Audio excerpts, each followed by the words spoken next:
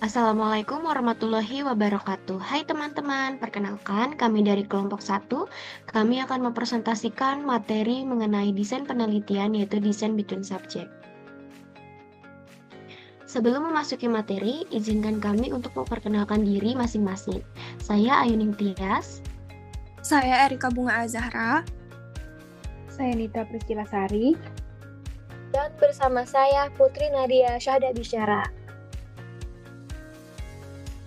Baik, jadi desain between subject atau desain antar subjek adalah desain penelitian yang memiliki beberapa kondisi atau manipulasi, di mana masing-masing dari kondisi ini diikuti oleh kelompok partisipan yang berbeda.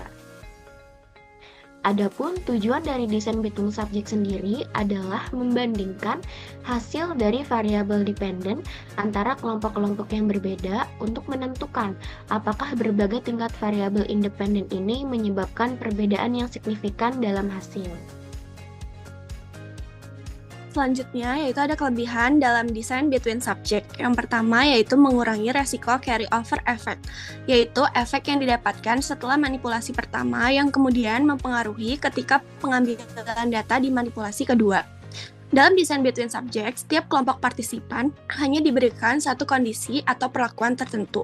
Karena partisipan tidak mengambil lebih dari satu kondisi, resiko carryover effect yaitu efek residual dari satu perlakuan yang mempengaruhi hasil pada perlakuan berikutnya dapat dihilangkan. Hal ini sangat penting untuk eksperimen yang memiliki perlakuan yang saling bertentangan atau efek jangka panjang. Yang kedua yaitu ada mengontrol perbedaan individu. Dalam desain ini, setiap kelompok terdiri dari individu yang berbeda. Meskipun perbedaan individu tetap ada, desain ini dapat memanfaatkan randomisasi atau teknik pencocokan untuk memastikan kelompok setara dalam variabel-variabel penting. Dan yang ketiga yaitu ada pengambilan data dilakukan dalam satu waktu.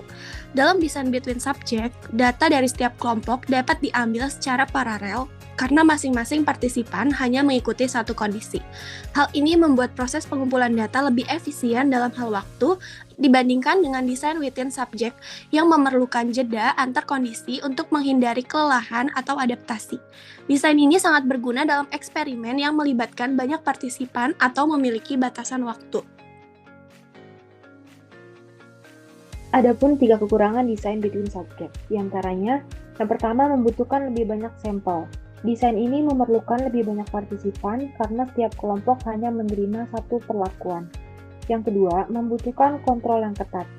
Karena setiap kelompok terdiri dari partisipan yang berbeda, penting untuk memastikan bahwa variabel-variabel yang tidak dikontrol, misalnya usia, tingkat pendidikan atau pengalaman sebelumnya, tidak mempengaruhi hasil. Hal ini membutuhkan randomisasi atau metode pencocokan yang baik untuk memastikan kelompok-kelompok tersebut setara dalam variabel-variabel penting. Jika kontrol tidak ketat, hasil bisa mempengaruhi oleh faktor-faktor lain di luar perlakuan. Yang ketiga, belum tentu dua kondisi kelompok setara.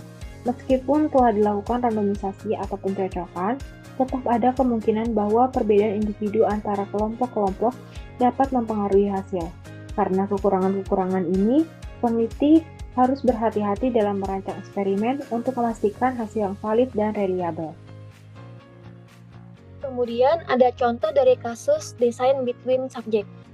Nah, untuk menguji apakah aplikasi meditasi baru yang merupakan variabel independen dapat mengurangi tingkat kecemasan yang merupakan variabel dependen dengan mengumpulkan sampel 100 peserta yang melaporkan tingkat kecemasan yang tinggi.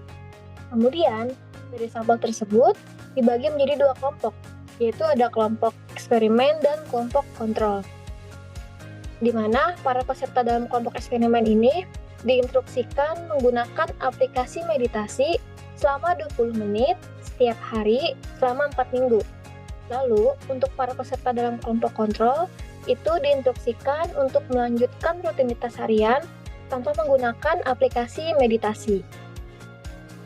Nah, setelah itu, sebelum dan sesudah periode 4 minggu itu, dilakukan penilaian kecemasan kepada semua peserta dan bandingkan perubahan tingkat kecemasan antara dua kelompok itu. Tadi yang kelompok eksperimen sama kelompok kontrol.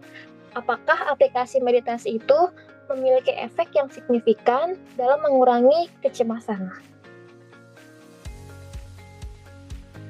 Baik teman-teman, cukup sekian presentasi dari kami. Semoga apa yang kami sampaikan bisa bermanfaat bagi teman-teman semua. Terima kasih. Wassalamualaikum warahmatullahi wabarakatuh.